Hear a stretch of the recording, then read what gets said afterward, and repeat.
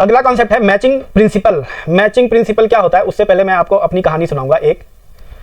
देखो क्या हुआ था, एक बार की बात है, अभी की बात है, ज्यादा पुरानी बात नहीं है। मैं जीन्स लेने गया था एक दुकान के अंदर। तो एक जीन्स मुझे बहुत अच्छी लगी, मैंने दुकान में उसका रेट वेट पे करके बिल करा के मैं घर पे ले आया। घर पे जब लाया तो मैंने उसको खोल के देखा तो मुझे दिखा उसकी चैन छोटी थी। चैन छोटी होने का मतलब आप समझते हो, वो लेडीज जीन्स ले आया मैं। बहुत नुकसान हो गया, ठीक है।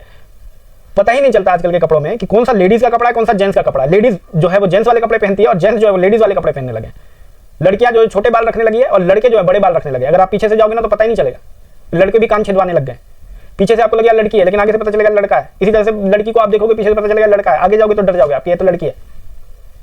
ये क्यों गड़बड़ी हो रही है पता है आपको? ये गड़बड़ी होने का रीजन ये है कि आप मैचिंग प्रिंसिपल को नहीं फॉलो कर रहे हो, मैचिंग नहीं कर रहे हो। मैं जो जींस लेके आया, मैं मेल था तो मुझे कौन सी जींस लेनी चाहिए थी, मेल के हिसाब से लेनी चाहिए थी, लेकिन मैं कौन सी वाली उठा लाया, फीमेल वाली लिया, क्योंकि मैचिंग प्रिंसिपल को फॉलो नहीं किया, इसलिए मुझे नुकसान हो गया।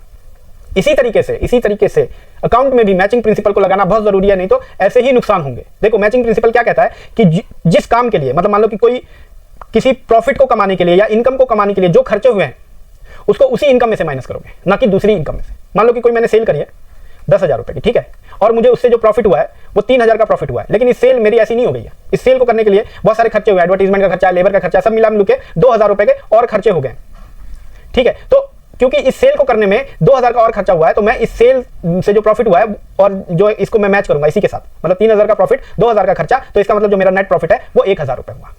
अगर मैं मैच करूंगा तभी मेरा एक्चुअल प्रॉफिट निकलेगा, नहीं तो मेरा गलत प्रॉफिट निकल जाएगा।